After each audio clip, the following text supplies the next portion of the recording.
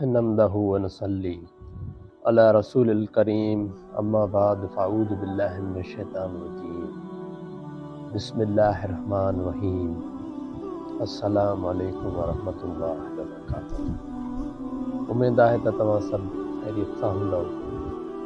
सभु तारीफ़ूं अल्लाह लाइ ई आहिनि जेको तमामु जहाननि जो पालणहार आहे, जेको तमामु वॾो सारायल आहे, जंहिं ज़मीन खे ठाहियो ऐं जंहिं आसमान ठाहिया सभु हिक ॿिए जे मथां, जंहिं हर शइ खे पैदा कयो ऐं उन शइ जी रोज़ी उन जे नसीब में लिखी ऐं हर उन शइ खे वजूद में आंदो जंहिंजो वजूद ई न हो, ऐं जंहिं वक़्तु ठाहियो ऐं अल्लाह ई आहे जेको सभ खां वधीक तारीफ़ वारो ऐं कुदरत वारो आहे। ऐं जॾहिं सभु शइ फ़ना थी वेंदी त अल्लाह ई रहंदो, ऐं जॾहिं सभु शइ बाक़ी आहे तॾहिं बि अल्लाह ई आहे, ऐं जॾहिं शइ जो वजूद ई न हुयो तॾहिं बि अल्लाह ई हुयो। अल्लाह हमेशा हमेशा ज़िंदा आहे। हू न कंहिं मां ॼाओ आहे, न ई उनखे कंहिं ॼणियो आहे।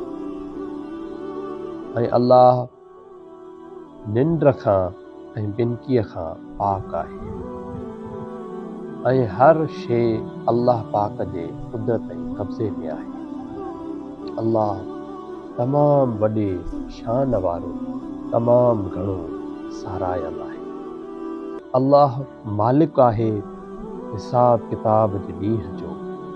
अल्लाह ख़ालिक आहे, हर शइ खे पैदा करण वारो आहे, ऐं इब्तिदा ऐं इंतहा खां पाक आहे।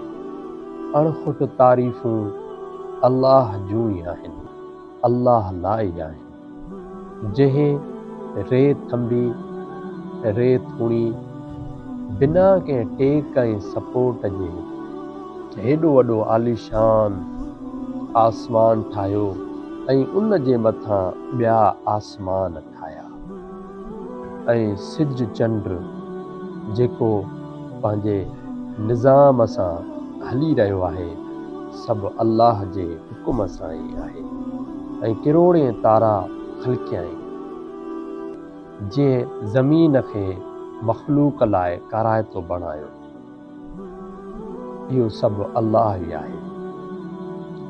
अल्लाह ख़ालिक़ कुल शैइन क़दीर आहे, याने हर शइ जो पैदा कंदड़ आहे।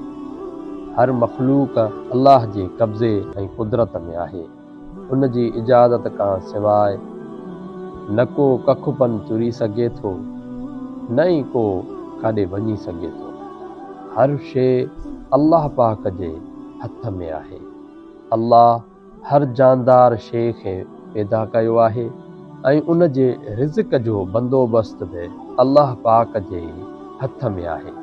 अल्लाह ख़ालिक़ आहे, मालिक आहे, ऐं तमामु वॾो सारायल आहे। सभु तारीफ़ूं उन अल्लाह लाइ आहिनि जेको तमामु जहाननि जो पालणहार, तव्हांजो ऐं मुंहिंजो रब आहे।